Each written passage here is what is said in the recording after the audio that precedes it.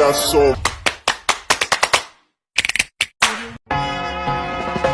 All singing low while I pop a bottle off of your chain swinging, clang clang, and it costs a lot. Bitch, I'm always at the guala, yeah, and you are not badass beat. Keep on going to you. Good afternoon, everyone. I'm Alexa May Sagnip, and this is my negative traits of being a Filipino. I'm still proud of being a Filipino, even if ako po ay tamad. So, isa po yan sa mga katangian ko na di ko gusto kasi every time na may iuutos po sa akin si mama, sinasabi ko po na oo gagawin ko hanggang sa hindi ko na po siya nagagawa. So, may mga bagay din po ako na sabi ko sa sarili ko, gagawin ko na. Tapos, in the end po, wala din po akong nagagawa.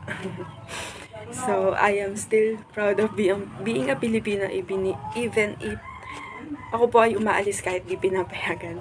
So, madalas po yon ngayon, lalo na ngayon, pag lumalabas po kami ng mga kaibigan ko, ganyan, umaalis na lang po ako agad. Hindi na po ako nagpapaalam.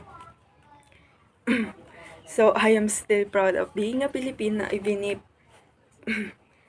teka lang pag nag-uutos si mama. So, madalas ko din po itong sabihin pag inuutosan ako ni mama. Tsaka ni papa. Teka lang, oo, gagawin ko nga, wait lang, may ginagawa pa ako. So, ayun po. So, hanggang sa hindi ko na po siya nagagawa. So, ang payo ko lang po doon sa mga ganong traits or negative na gawain natin. Huwag po nating panatilihin ang mga ganong ugali.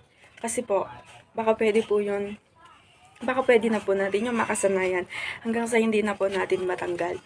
So, pwede po nating iwasan yung mga ganong pag-uugali, like pagiging tamad po, ganon. Gawin na po agad. Gawin na po agad para maaga nang matapos. And then, umaalis na lang ng agad ng walang paalam. So, palagi po tayong magpapaalam sa parents natin. Kasi, para alam po nila kung saan po tayo pumupunta or para hindi po sila mag-alala sa atin. And then, yung teka lang pag nag-uutos. Gawin na lang po natin agad pag sinabi para hindi na po tumagal at para hindi na din po magalit sa atin yung mama natin pag inuutosan tayo. And yan lang po. Thank you.